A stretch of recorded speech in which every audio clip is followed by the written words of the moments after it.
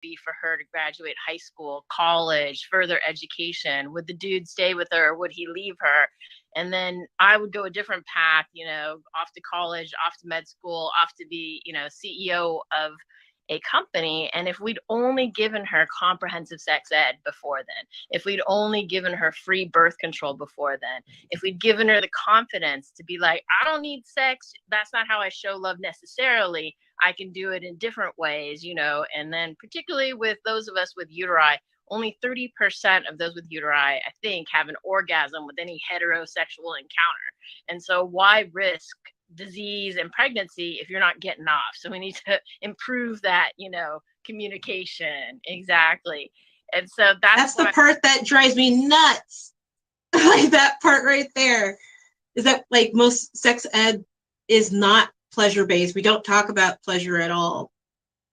If you're getting sex ed, you're not getting pleasure, right? And so you absolutely, because the one with the penis in a heterosexual relationship always gets off. That's when it ends, right? When he gets off. But in a good relationship, it should end when both of you get off. And it's lovely when you have a partner who's like, we're doing this until you get off, and whatever you need me to do, we'll do to get there, right?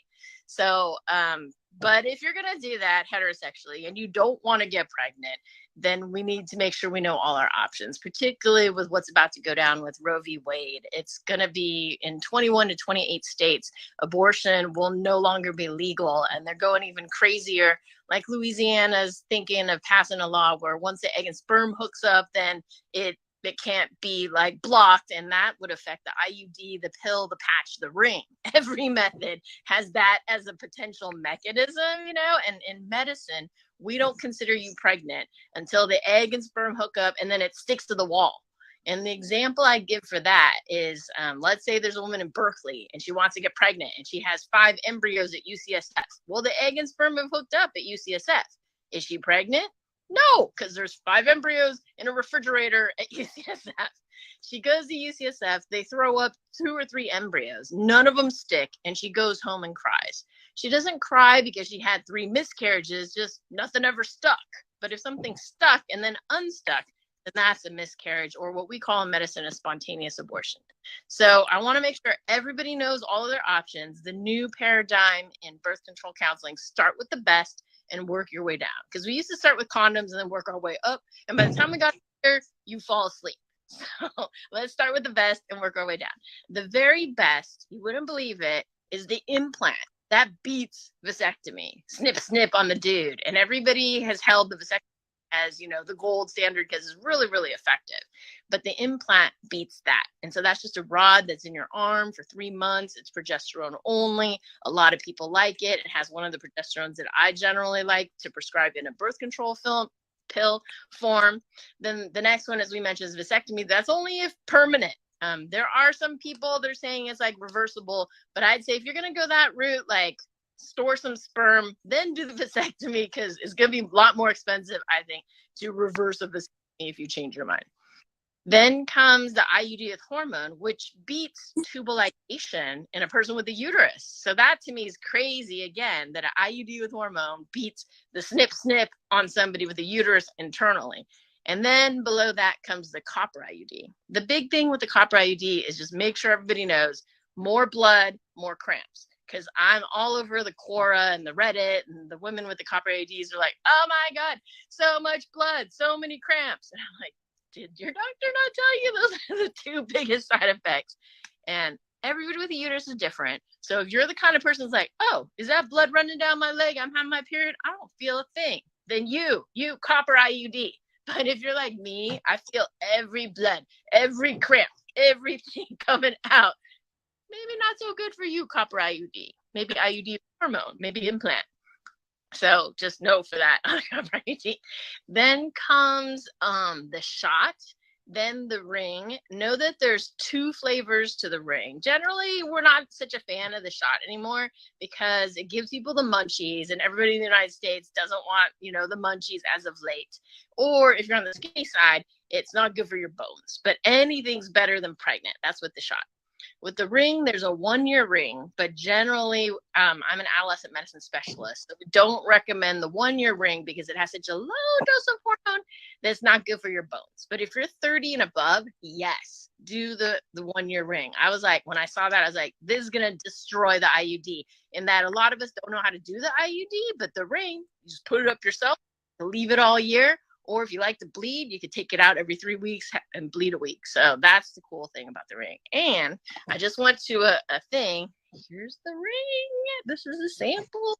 It's bendy. It's like a stethoscope. It doesn't have this little thing at the bottom here, but it's bendy. Size of my nose. You stick it up. Doesn't matter which way it goes, as long as it's in your vagina delivering drug. And you can take it out for sex, though up to 3 hours, I think. But don't forget, because if you leave it out, then you're literally screwed.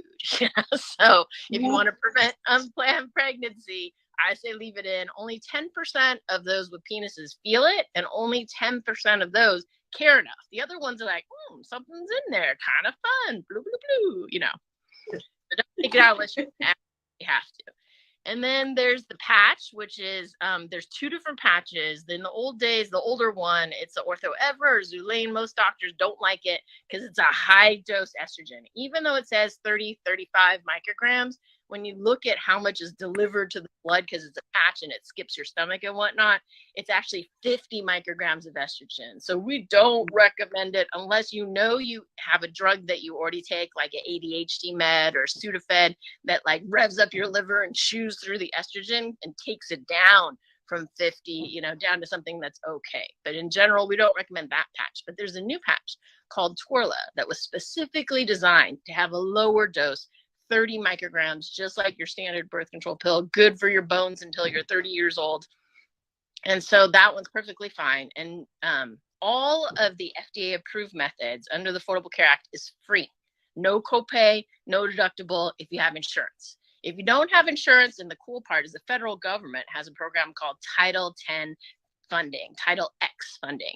And in California, crazy awesome liberal state, we fund up to 200% of the federal poverty level. So if you go to a Title 10 clinic, everything should be free, or at the very least a sliding scale if you make above that. And generally that's Planned Parenthood, but there's also a bunch of private clinics as well as academic clinics, like Stanford is affiliated with other, local, I forget the names off the top of my head, Ravenswood and like Fairview Clinic or something like that as well.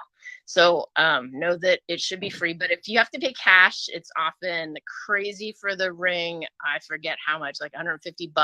The patch is like $150, but with Torla, we got a deal at Pandia for $50 a month if you have no insurance and you don't qualify for any of the free programs. And then comes, the pill. A lot of people have been like, the pill makes me gain weight. And actually the research shows if you put 50 women on the pill, 50 people without, 50 people not on the pill, and then you check on them, the people on the pill weigh a pound less. The people not on the pill weigh a pound more. And it's because the people with the uteri on the pill are bloating up, bloating down, bloating up, bloating down with their periods.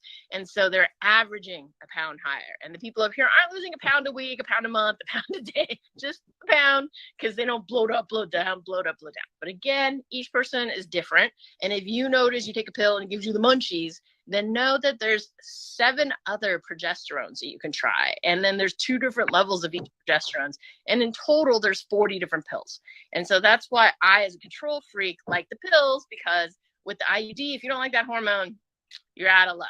With the patch, there is 2 different hormones, then so that's different. But the implant, there's only 1. But with the pill, there's 40 different ones. So if you didn't like one, make sure you know what is the progesterone, what is the dose, and then the doctor can play with it and do things better. And so at Pandia Health, we have 85% retention at a year on the pill, whereas most people, 45% quit. And I think part of it's a side effect, and the other part is we do freeze it. You look like you want something. Did you want to say anything? Anyone? I had a question. I do know that I have a sample of the Torla patch, and I was playing with that the other day. And I know that there's a BMI limit to that one. And I was curious about, and I'm on the high BMI club, so that doesn't, I don't get to use the patch. Does the ring have the same thing? Is there a BMI limitation with the ring? There's not my limitation ring, and I think because it goes vaginally and then it's kind of doing a local thing, whereas the patch has to go through your skin and through your entire area of distribution. So I totally forgot. Thanks for bringing that up. The BMI has, the patch has a BMI limitation, both of them, the old and the new, of 30. And part of that is because it doesn't work as well. And I think maybe if they put more medicine in it, it would work better. But then oddly enough, there's also a risk of blood clot. So that's not an option for somebody with a BMI of 30 or greater. And then talking about BMI, right now, everybody, is freaking out about Roe v. Wade. And so with respect to emergency contraception, I don't know if you all watched Shrill, but I was like really excited that they covered within, I think their first episode or something, the limit of emergency contraception. So if your BMI 26 or greater, Plan B and generics don't work so well. So my phrase is Plan B is not all that. And if your doctor knew that, a lot of doctors don't know that. So it's important that those of us with uteri know that and protect ourselves. Check your BMI, everybody with a uterus. That's kind of my thing too. And then just for the drugs. So otherwise it doesn't matter what your BMI is, just because I want to make sure you're safe and we're preventing unplanned pregnancy. And if your BMI hits 30, then Plan B and its generics absolutely do not work. You could double up, but there's a prescription emergency contraception. And again, under the Affordable Care Act, if you have insurance, it's free, no copay, no deductible. So that's why at Pandia Health, we're always like, you want some emergency contraception with that? We recommend Ella. It's the prescription emergency contraception. It works up to a BMI of 35. It works better at every single time point than Plan B and its generic. So if you're trying to prevent pregnancy, why would you use something that's not as good, right? And that's not as flexible either, because my BMI is like 25, but after like Mother's Day and some dessert and some COVID laziness, I can hit 26 easily. So we absolutely suggest people get prescription emergency contraception. It's free under the Affordable Care Act. If you have insurance, treat it like a fire extinguisher. It just sits in the corner, case of emergency. And we even write in our prescriptions, because we're that cool, give her the one with the farthest expiration date. Because if you walk in, they're going to give you one that expires today because they think you're in emergency using it today. But if we write, future use, you want the one that expires in 2 years. And so if you don't have insurance, it's like 15 to 20 bucks for Plan B and its generics, and it's 40, 45, 50 for Ella. But I think it's worth the extra 30 bucks to cover the extra BMI, but also know that it works better at every time point. You can also use the copper IUD or the implant for emergency contraception. So the other thing I say is if I were sexually assaulted or my daughters, I would run to the ER and I'd be like, put a copper IUD in her or a hormonal IUD just for the emergency contraception, because the copper IUD is like 99.99999% effective, same efficacy throughout 5 days after contraceptive failure. The hormonal IUD is close to that. In the research they did, they had one pregnancy out of 330 people. So that might be a consideration as well. So just want to make sure everybody knows all their emergency options given what's coming down in June. Absolutely. I really appreciated that in that very first episode of Shrill, they talk about that. As someone who self-identifies as fat, I was just like, yes, this is a thing. It's the thing that is talked about in all of the different plus size and fat groups that I'm in, is like, we can't use this. It is literally pointless for us to run out and use it. So I really appreciate that. I mean, I feel like we're in like this weird golden age of television where we're some of the sex education that we're getting, I'm just like, this is unreal. Like literally that show Sex Education, I learned so much about sex and masturbation, mutual masturbation, all of this stuff that I learned in my 20s that I'm like, this would have been so much more helpful to me as a 15-and-a-half-year-old, like sitting there staring at my boyfriend like, now what do we do, so did you guys see, I just watched that Netflix docu-series, The Principles of Pleasure, and that was amazing. Okay. It's so good. I know we kind of talked about that earlier, but like, it is just, you're not taught about pleasure at all. And I there was like a walkthrough that they did with all the sex toys, and I like literally had my laptop and was like, what did they just say? Like Googling, making sure I got all the latest and greatest. It's really cool to be able to see so much conversation about it now, especially like in a time when we need it the most, to be talking about this is real. This is something that sex is not just for procreation. So stop making laws like it is. It's not as simple as if you don't want a baby, don't have sex. You're right. And She's awesome at that. And kind of going down that vein, the sad thing is I've had friends who've been sexually assaulted been really triggered by this whole situation, because there is no exception for rape or incest, and it shouldn't matter your reason for abortion, but it's particularly cruel if you were raped. And so as part of comprehensive sex ed is always the message of consent and affirmative assent, in California, where you have to hear a yes, yes, yes. And that should be what turns you on, as opposed to what we've seen in a lot of porn.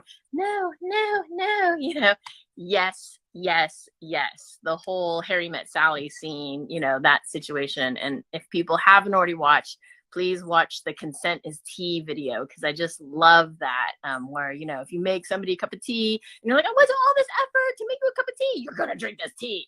As opposed to, no, you don't force hot tea down anybody's throat. And even no matter how much you got into it, or if you're going to get blue balls or whatever, if you're going to get blue balls, go masturbate in the corner. Like, you don't have to use my body or someone else's body.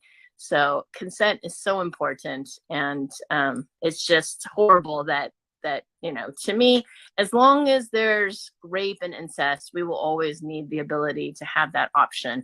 And as long as birth control fails, and even with the best of it, there's 1 out of 1,000. I had one woman fail Depo and the IUD, not together, but at separate times. And I was like, no one fails Depo or the IUD. Like, they're just magic. But it is, 1 out of 1,000, 1 out of 10,000.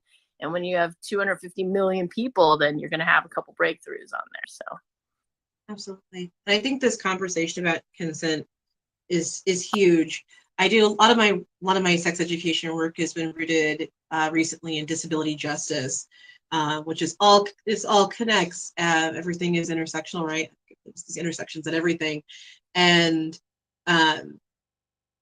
one of the classes I taught was just like, well, not everyone asking for consent isn't sexy, is what someone told me. And I'm like, would it be sexy if I asked if I could suck your dick? Like, isn't that's me asking you? That is me asking your consent to do that. Yeah, you have power. Right? And so I created a workshop called Talk Dirty to Me, which is literally consent and dirty talk and how these things intersect, and really like how, especially those of us who have been socialized as women, how us being able to talk about sex and talk about what we want is like some game riddle. It's been gamified in such a way that if you do ask for what you want from a partner, that there is this fear or concern that they are going to call you a slut or think that you are extra promiscuous because you know what you like and what you want. And so this class that initially started off as me being upset that someone's like, asking for consent isn't sexy, literally turns into this conversation surrounding, those of us who are those of us who have been socialized as women and just really struggling with what we're allowed to ask for, what we're allowed to say, how we're allowed to say it and express it, and that we still are in this paradox of like being strong, empowered, but also being like, I don't know how my vagina works. I don't know how my vulva works. I don't know what my clit's supposed to do. Like these things where we just so empowered, yet we stare at our vaginas in the mirror and we're like, what is this? What is this vulva? What is this thing staring back at me? This Rubik's Cube that I cannot crack is just fascinating to me. We live in a society that is both so hyper-sexed yet so sex-repulsed at the same time. I know, sometimes it feels like it's just a lose-lose, because if you don't you'll either be labeled promiscuous and slutty, or you're a prude and uptight. So that's really interesting. Is there a place you can access that workshop? Is that like something online? I might teach it again here pretty soon. It feels like it's about time to teach it again pretty soon. It's pretty great. And like I said, it all stemmed from some guy just being like, hey, it's not sexy to ask for consent. Like there's no sexy way to ask for it. Just like, as someone that also identifies as a dominant, I'm just like, right. Sure. Just ask my submissives. There's all kinds of ways to ask for consent in very sexy ways. So it's just really fascinating how sex is really framed as like this thing that we take from people. We take it from people. Take virginity, right? Yeah, it is very and a lot of porn that a lot of mainstream porn is, it's exploiting the other, right? And so it's and if we're not having comprehensive sex education, this is where people are learning these things from. And so it all kind of lands in the bedroom eventually. And, it's really unfortunate that people aren't having the best sex they possibly could be having because of lack of conversation surrounding it, lack of access to words, and lack of education. I think that could be like my campaign slogan I've always wanted to be the first Surgeon General to say masturbation without being asked to resign, which is what Clinton did to Jocelyn Elders. And she was the first African-American Surgeon General. And she wasn't like masturbation. She was just like, how do you prevent sexually transmitted infections? Masturbation, condoms, and abstinence. And the other side flipped out and somebody had to go under the bus. So Clinton asked her, and my joke is always like, him of all people can use more masturbation. But I'm thinking the line would be an orgasm for everyone, an orgasm every time. And that is the world that we should aim for, that anytime you hook up in a sexual way where somebody's orgasming, there needs to be at least 2 orgasms, one per person. So if there's 3, then you have 3 orgasms, but you get at least one per person body that's involved in the situation. So 1 per. And I'm also a firm believer, though, in that for some folks, orgasm has never really been my goal, which is weird. But it's never really. Because I get really in my head. I'm one of those people that I'm like in my head, like, oh God, you gonna come? You gonna do that? And so really it's about this idea of I am really in the habit of practicing mindfulness during sexual encounters where I'm like, I am here to make sure this is overall a wonderful experience for all parties involved. If an orgasm happens, awesome. If it doesn't, as long as everyone is in a place where they're happy, that's great. And I think that we do put a lot of pressure on ourselves for orgasms. And some folks just don't know what they need to get there yet.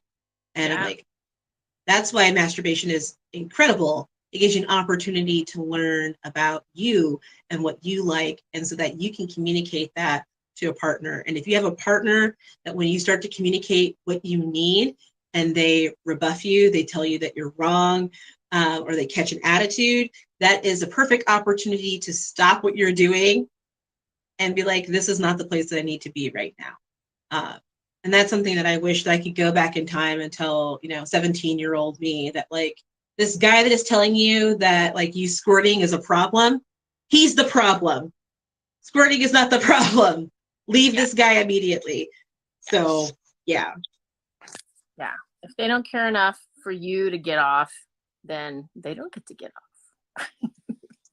Right? Just pack it up. Like, you know what? I'm going to go wash my hair at home. Not here. Gotta go. I know you part current standards and how it's just very aggressive. As a kinkster, do you have any good resources for a porn that has, I don't know how to phrase this, like nice porn? Right now, I've been using this phrase ethical porn, like the ethical consumption of porn, because wow. I would highly recommend Pink Label. I see Versatile is here, so hopefully they can find pinklabel.com and drop it in here. It's amazing. A lot of the queer focused porn right now is like really ethical, and like and really hot and fun and different than we're used to seeing. Also, I have also found OnlyFans to be like a really good place to get ethical porn and customized porn. There's a group here in Seattle called Scum Trust, and it's a queer owned porn production company and run by two non-binary folks. But Pink Label is incredible. Pink Label will have you not leaving your house for days, though. Like you'll just be like, I never did anything. Out of my way, you know. But really, really good stuff. So Pink Label, and then Scum Trust. You can actually follow them on Instagram. Scum Trust. I think it's like Scum Trust Productions. But there's this really incredible porn being made, and you know, I think I know it just sounds really bougie to talk about like ethical porn. You're like, ethical porn, like, is it artisanal? Is it seasonal? Like, what is it? But like knowing that people actually got paid, you know, and were respected at the end of the day. I don't know. I don't know. I feel like I orgasm better. I have less of a guilt orgasm. If that's your thing, if you like guilty orgasms, okay. But it's like, you know, I watch ethical porn and I have an orgasm. I'm like, oh my gosh, a porn angel got their wings because I consumed ethical porn.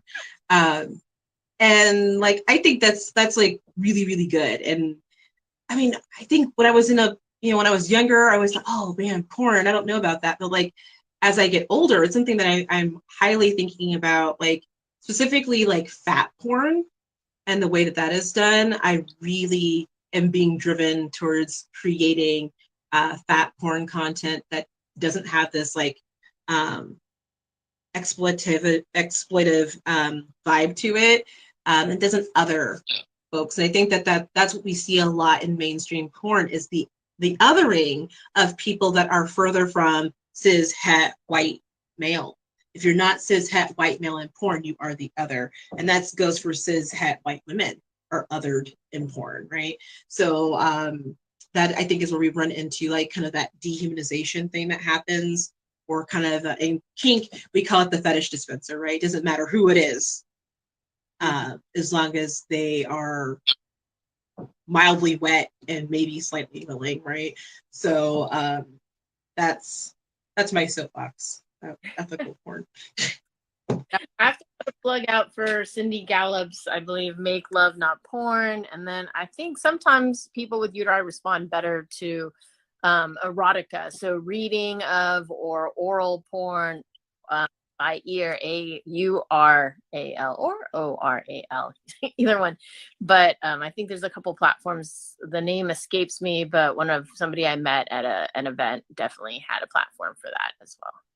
I know Disney has like a lot of the podcasts, but I'm totally pro OnlyFans. I think sex workers should be making their money, and it should not be passing through big corporations' hands. So I'm totally pro.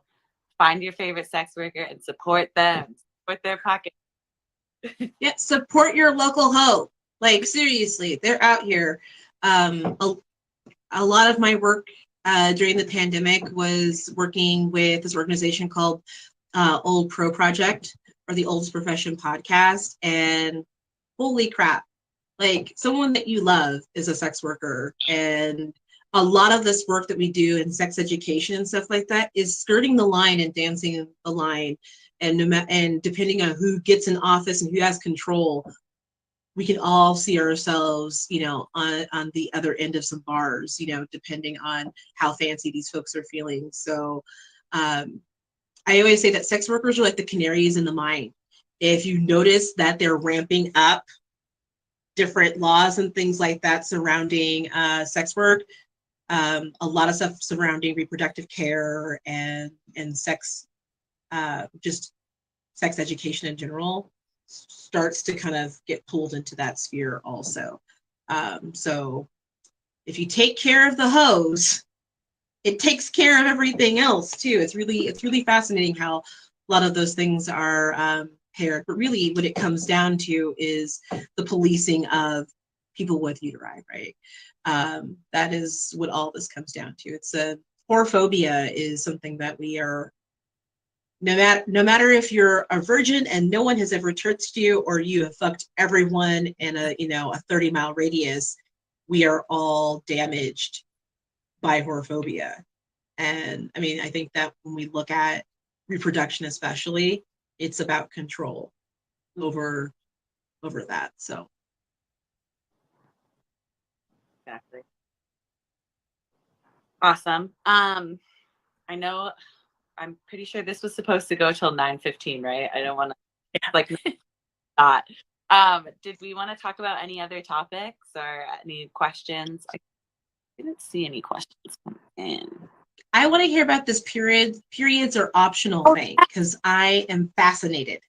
Love it. Thank you. That is my passion too. So one is, sex ed, women's empowerment, girls empowerment, birth control everywhere, birth control free, abortion should be free and legal and safe. And if you make it illegal, it only makes it, it doesn't make it go away. It just makes it dangerous, delayed, and expensive.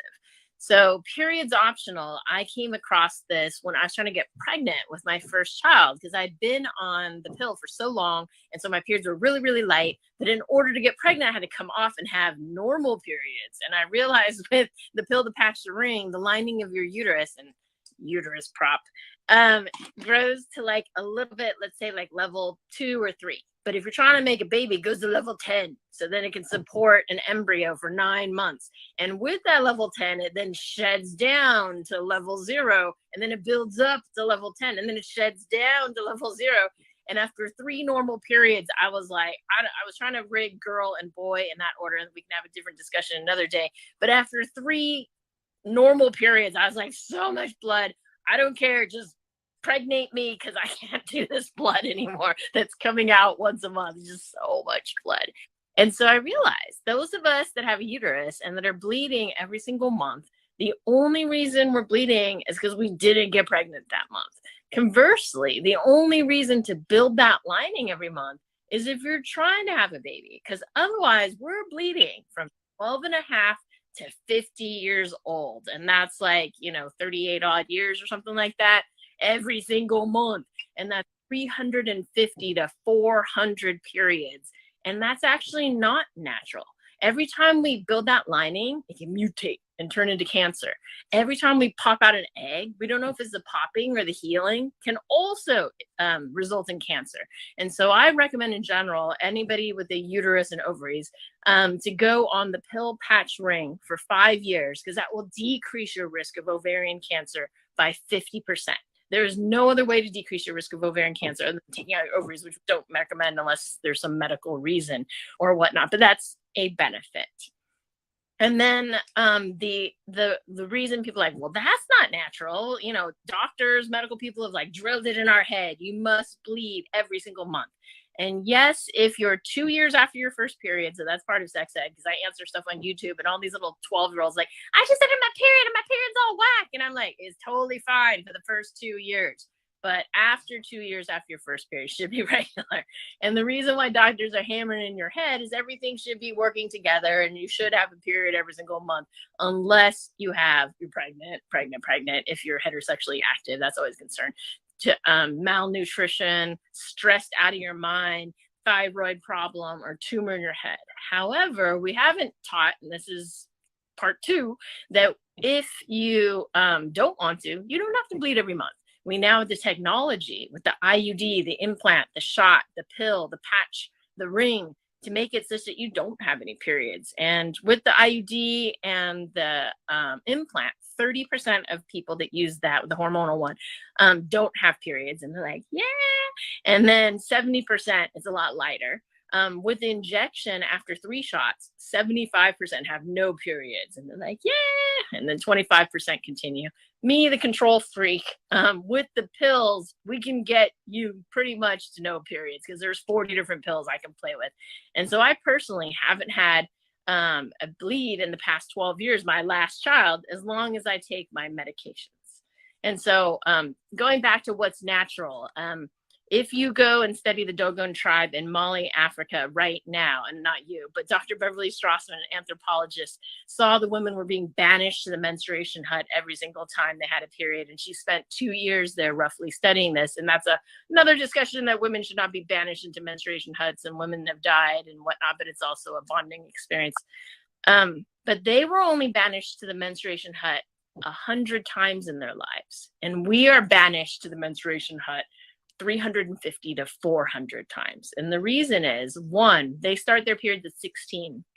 We start ours at 12. And this is a nutrition thing. Once you hit 100 pounds or 22% body fat, your body's like, you can make babies. You got lots of extra calories you can share with the new baby. And then they have 8 periods a year. We have 13. Again, a nutrition thing. But more importantly, they have 8 or 9 babies in their lifetime. We have 2. How many periods you have when you're pregnant with 8 or 9 babies in your lifetime? None when you're pregnant. They breastfeed exclusively for 12 months. How many periods you have when you're exclusively breastfeeding? 0. We breastfeed for 0, 3, 6 months. And so again, 100 periods is normal. 350 to 400 is not. And when you think about it, we're having enough periods for 2 or 3 other women. And they have no ovarian endometrial cancer. We have ovarian endometrial cancer. And by not having this up and down and bleeding, it also decreases colorectal cancer. And the way I think of that is you have your uterus, it's surrounded by your colon, and your uterus is like up and down, up and down, up and down. And your colon's like, ooh, I'm sad for you. I'm either going to run faster, which is diarrhea, or I'm going to run slower, which is constipation. And so I just want to, normalize that those of us with uteri, 30% will have some kind of gut thing. But if you cut that down, then you decrease your risk of colon cancer. And then lastly, for the people who are into green, we use 10,000 to 13,000 menstrual products in our lifetime. And if we could cut that down to a third, how much money, but how much environment could we save? And certainly you could use a menstrual cup and you can use the bleeding panties, but not everybody's that advanced to that stage yet. So thank you so much for asking about that. And if anybody wants a recap, if you go to pandiahealth.com/periods optional is my TEDx talk on the science and safety, which I basically just regurgitated here, of not having to bleed every single month. And that's #periods optional. And the number one cause of missed school and work under the age of 25, bad, evil periods. And then I hear, young people like, it runs in my family. My mom has it. My aunt has it. My grandma has it. It's just something that runs in the ends. And it's like, just because it runs in your family doesn't have to be. We now have medicine and technology. So if you're missing school or work, and every time you give a talk, like 10% of the women will come up and be like, oh, my periods are so bad. I can't go to work. I'm like, please see a doctor, because you might have endometriosis, you might have polycystic ovarian syndrome, you might have anemia, you're losing so much blood, or you just might have bad, evil periods, and we can help you. Please don't suffer. Please don't miss school or work. That's awesome. That is so awesome. I think it's great. I think it's funny too. Whenever we talk about periods optional, we get a lot of armchair doctors that come in and tell us that it's so unnatural not to have your period. You have to bleed every month. And I had an IUD for about 5 years, I think, and I never bled. And that was like a normal thing like that. And my roommate, she does Depo, she doesn't bleed. A lot of the other like internal hormone birth controls, a lot of them you don't bleed, besides the copper IUD. But it's so interesting that like that's normalized. But if it's outside and you're taking it, like the pill or the patch and that, for some reason people just put in their head that you have to bleed.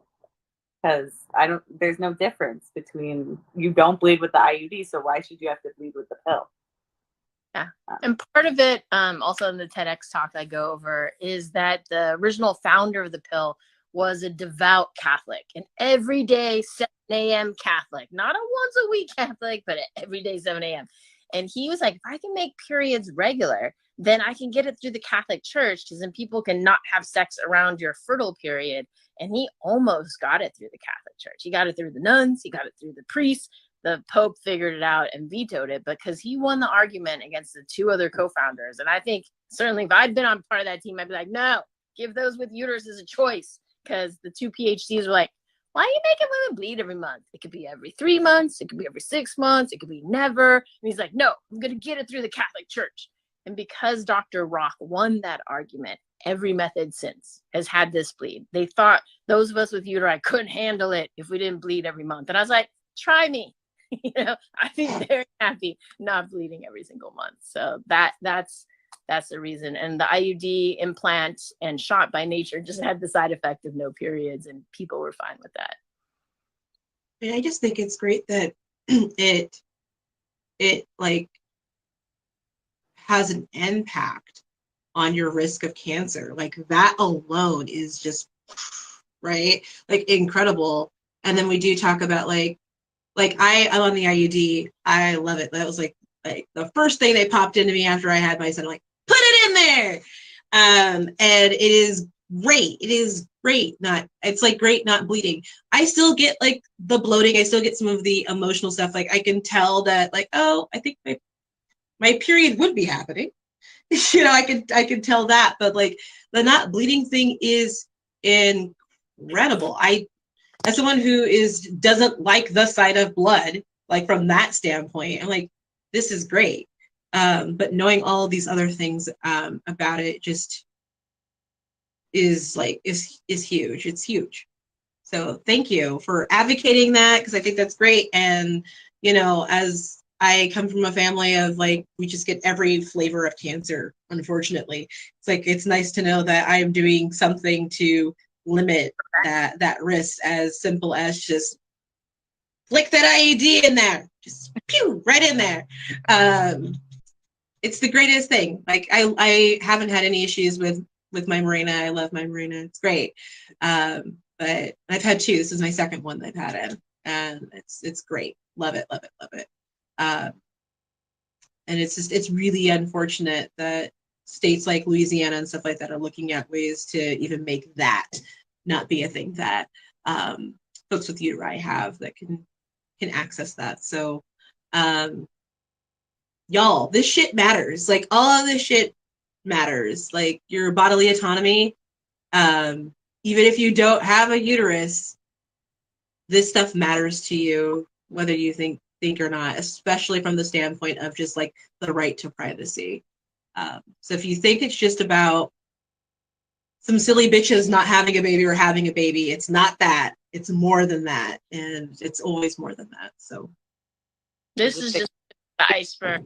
They're coming for us. They're coming for our voting rights. They're coming for our bedroom. You start with the uteri, you move to anything in the bedroom, and you move to people who are different, people of color, people, who have disabilities, people who have health issues, and it's just one crazy badness tip of an iceberg. So everybody, please vote, please donate and volunteer for anybody who supports reproductive rights, because that is, to me, a litmus test for other values as well. And the states that have the most restrictive abortion laws are the ones that least support those who are single moms or those who need a lower income, more support for school and children. And more people would continue a pregnancy if there was free childcare, guaranteed pre-K, and support for food and clothing and shelter for those that need it. So as I like to say, they don't want to decrease abortion. If they want to decrease abortion, there'd be free birth control. They wouldn't be making birth control even less accessible. There would be comprehensive sex ed. There would be childcare. There would be pre-K, and there would be support for young families. Yep. They don't really care about what happens after the baby is born. It's like a weird puppy mill, so like more babies, and and not any of the infrastructure to help support that. It's a really very obvious way of punishing a person by making them have a person. Yeah. That's horrifying to me. For every child, a wanted child, a loved child, a treasured child. And the estimate is 300,000 people with UTI are going to have to leave their state every year. And 60 to 70% of people with UTI and their families will be having a baby that they didn't want. And that's not cool. It's not cool. It's not cool to not be wanted. As someone who was a planned baby, by the way, whose parents still sucked ass, I can tell you that it's definitely a thing. My son was an unplanned pregnancy, and he is the most beloved little creature in the history of mankind. So more children, more people that are loved is for the best. And this idea of using a human being to punish another human being, like we should all be questioning that logic. Absolutely. Well, I think we covered some awesome things tonight. It was so great talking to you, both of you. Do we have any more topics we wanted to go over real quick? Any last messages to the people we wanted to get out there? Oh, I make sure that you're. We have go ahead. The conference. There's a yes. Our Bodies conference where both Ms. Pucks and myself will be speaking. And of course, I want to talk about my usual periods optional and birth control options. But I'm thinking, Ms. Pucks, you might want to do your consent is sexy or or whatever your derivative, because I think a lot of us would love to maybe send our kids there to watch that. Yeah. So the Our Bodies, Our Choice conference is being presented by Vasectomy.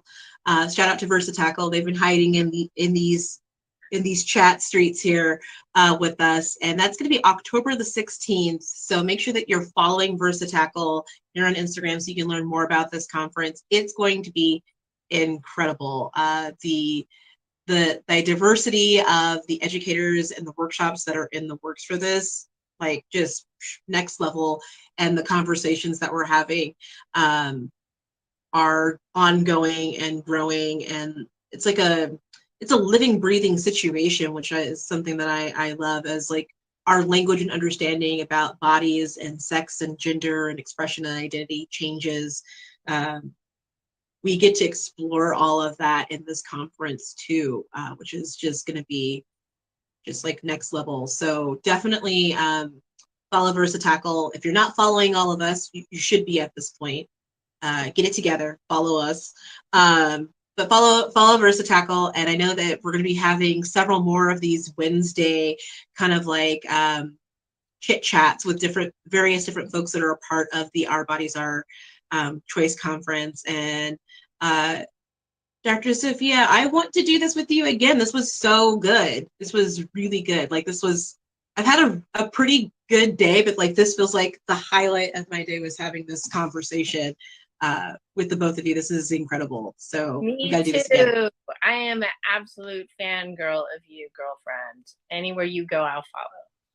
Yay! So this is great. So like I said, make sure that you're following Vasectomy so that you can know when the next one of these conversations is happening, and also so that you know when you can purchase your tickets to Our Bodies, Our Choice on October 16th. Awesome. Thank you, guys. We'll see you at that conference. We better see everyone there. Guys, thank you so much. Good night. Bye, all.